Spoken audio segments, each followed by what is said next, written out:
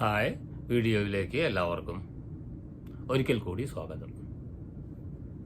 മുമ്പത്തെ വീഡിയോകളൊക്കെ ചെയ്തതിൽ നിന്നും വിഭിന്നമായിട്ട് ഈ വീഡിയോയിൽ ഒരു പ്രത്യേകത ഉള്ളത്, നമ്മൾ ദൈനംദിനം ഉപയോഗിക്കുന്ന 4 വാക്കുകളുണ്ട്.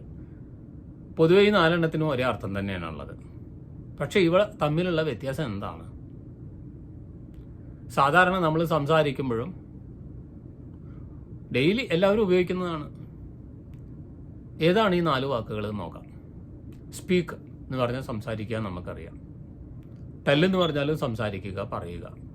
അപ്പം മലയാളത്തിൽ തന്നെ വ്യത്യാസം ഉണ്ടല്ലോ ചില വാക്കുകൾ തമ്മിൽ. സംസാരിക്കുക നമ്മൾ പറയും, പറയുക എന്ന് പറയും, മൊഴിയുക എന്ന് പറയും, അരുളി ചെയ്തു എന്നൊക്കെ പറയും. പക്ഷേ ഇതിനെല്ലാം സമാനമായിട്ട് ഇംഗ്ലീഷിൽ വേർഡുകളുണ്ടോ എന്ന് അറിയില്ല.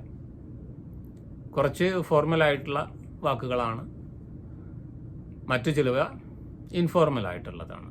ഇതൊക്കെ നമ്മൾ സാധാരണ ഉപയോഗിക്കുന്നത് തന്നെയാണ്.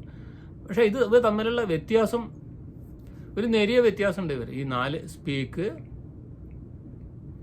ടോക്ക്, സേ, ടെൽ പൊതുവെ കാണുമ്പോഴെല്ലാത്തിനും ഒരേ അർത്ഥമാണെങ്കിലും ഒരു വളരെ വിഭിന്നമല്ലാത്ത ഒരു വ്യത്യാസം, നേരിയ വ്യത്യാസം ഉണ്ട്.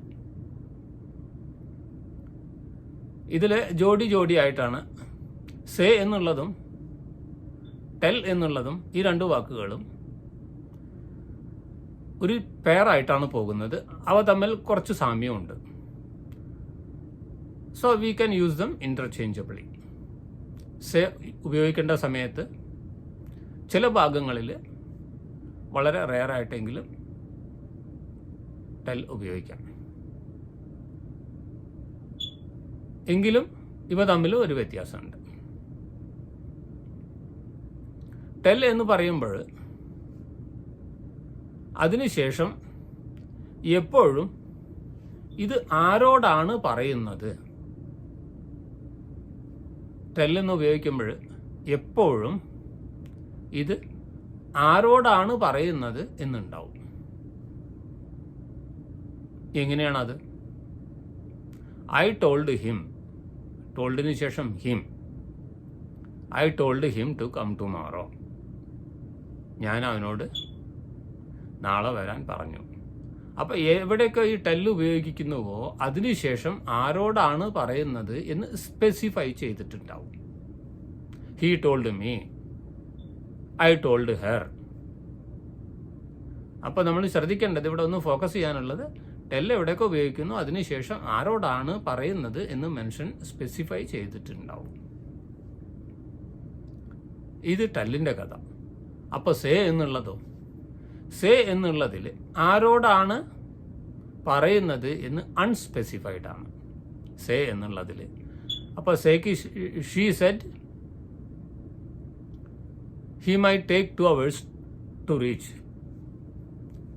She said he might take 2 hours to reach. ആരോടാണ് പറയുന്നത് എന്നില്ല. ഇവിടെ എന്താണ് അപ്പോൾ സേ കൊണ്ട് ഉദ്ദേശിക്കുന്നത്? ഒരു തോട്ട് അല്ലെങ്കിൽ ഒരു ഒപ്പീനിയൻ, ഒരു സജഷൻ, ഇതൊക്കെ പറയാനാണ് സേ എന്നുള്ളത് ഉപയോഗിക്കുക. ക്ലിയർ ആയിട്ടുണ്ടാവും വിചാരിക്കണം. സേ എന്നുള്ളതിന് ശേഷം ആരോടാണ് പറയുന്നത് എന്ന് അൺസ്പെസിഫൈഡ് ആണ്. It is not specified. ആരോടാണ് പറയുന്നത് എന്നുള്ളത് സ്പെസിഫൈ ചെയ്യാത്തത് സെയിം, സ്പെസിഫൈ ചെയ്തിട്ടുള്ളത് ടെല്ലുമാണ്.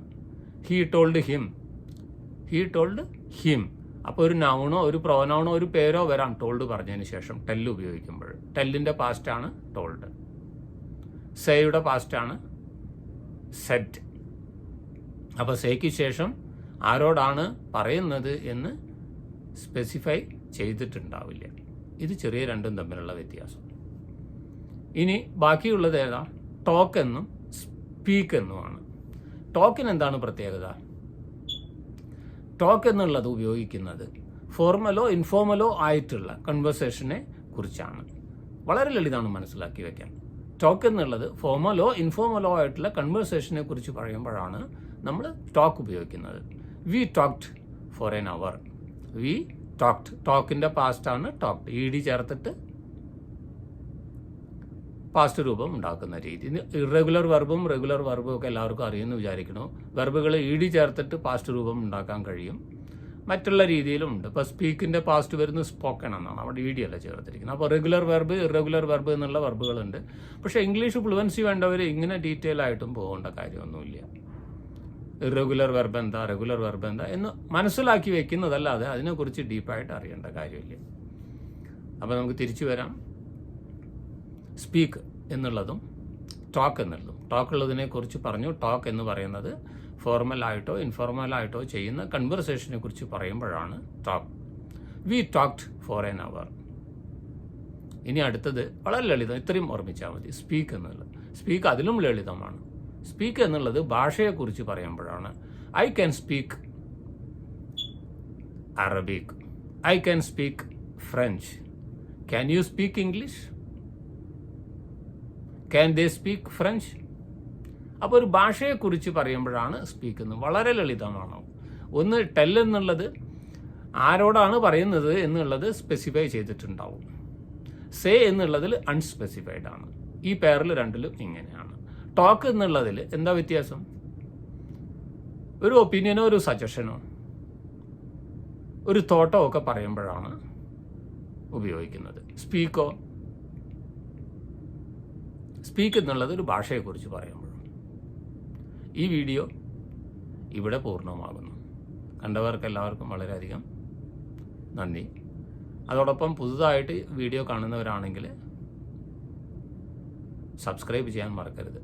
ഇഷ്ടപ്പെട്ടുവെങ്കിൽ ഷെയർ ചെയ്യാനും ലൈക്ക് ചെയ്യാനും മറക്കരുത്. വീണ്ടും വേറൊരു ടോപ്പിക്കുമായിട്ട് അടുത്ത വീഡിയോയിൽ കാണാം. അതുവരെ എല്ലാവർക്കും നന്ദി, നമസ്കാരം.